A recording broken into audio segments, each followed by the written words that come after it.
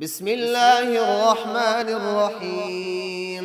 وما محمد إلا رسول قد خلت من قبله الرسل أفإن مات أو قتل انقلبتم على أعقابكم ومن ينقلب على عقبيه فلن يضر الله شيئا وسيجزي الله الشاكرين. وما كان لنفس أن تموت إلا بإذن الله كتابا مؤجلا ومن يرد ثواب الدنيا نؤته منها ومن يرد ثواب الآخرة نؤته منها وسنجزي الشاكرين. وكأين من نبي قاتل معه ربيون كثير فما وهنوا لما أصابهم في سبيل الله وما ضعفوا وما استكانوا والله يحب الصابرين. وما كان قولهم إلا أن قالوا ربنا اغفر لنا ذنوبنا وإسرافنا في أمرنا وثبت أقدامنا وانصرنا على القوم الكافرين.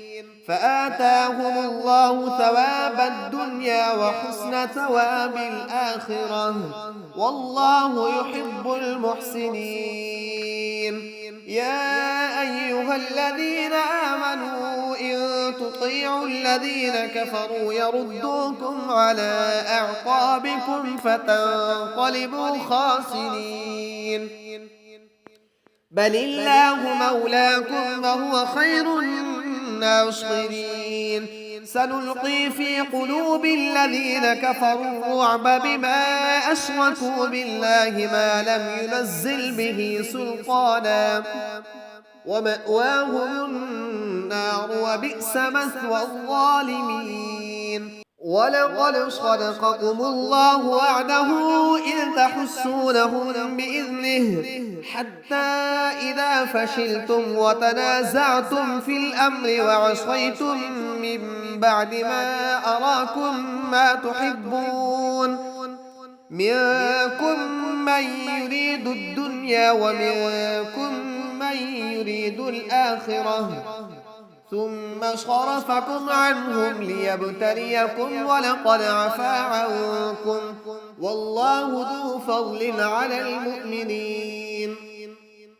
إذ تصعدون ولا تلوون على أحد والرسول يدعوكم في أخراكم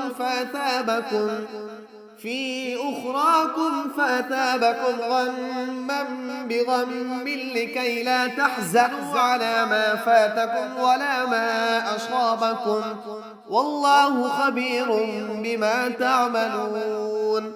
ثم أنزل عليكم من بعد الغم أمنة نعاسا يغشى طائفة منكم وطائفة قد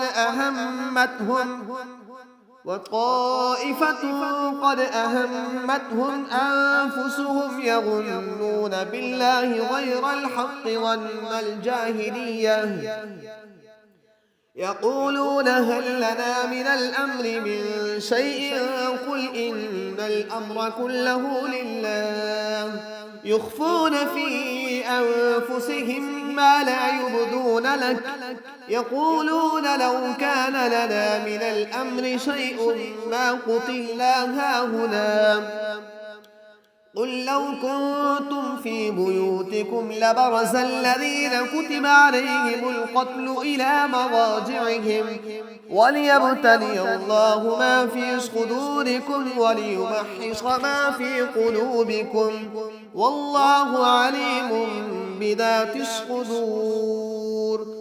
إن الذين تولوا منكم يوم التقى الجمعان إنما استزلهم الشيطان ببعض ما كسبوا ولقد عفى الله عنهم إن الله غفور حليم.